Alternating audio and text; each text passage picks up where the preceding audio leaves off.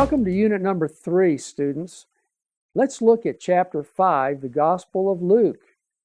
Luke authored 2 books, his Gospel and Acts. The prologues are very similar. The language, the style, and the theology are all very similar. Luke was a doctor and a dear friend of Paul. We read this in Colossians 4 and 14, where Paul calls him a physician.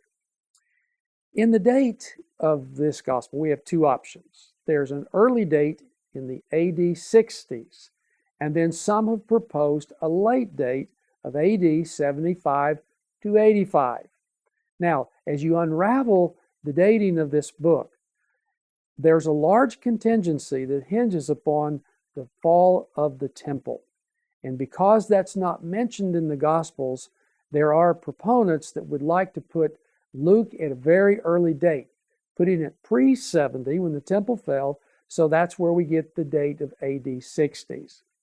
Now, there is a close connection to the dating of Mark and Acts with the dating of Luke.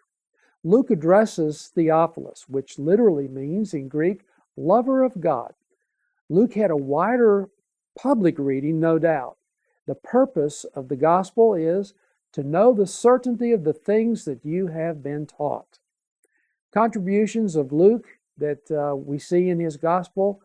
First, there's God's plan of redemption as seen through the Old Testament promises. Secondly, there's God's plan of salvation. Luke has it on the words of Jesus to seek and save the lost. There is thirdly an emphasis on Gentiles as recipients. And 4, Jesus is the outcast of society. Now in chapter 6, we're going to cover the Gospel of John. Augustine said of the Gospel of John, it's shallow enough for a child not to drown, and yet deep enough for an elephant to swim. It is, after all, the book of signs. There are 7 miracles, 7 I am sayings, and the author, though it's been argued could be several of the different Johns that we know of in the Bible, but probably John the Apostle, the son of Zebedee. Irenaeus and Tertullian both support this view. Carson and Moo present extensive research on the identity of the beloved disciple. Who is this individual? There is discussion of the Johannine community, and then there's a discussion on the comparison of John to the Synoptic Gospels.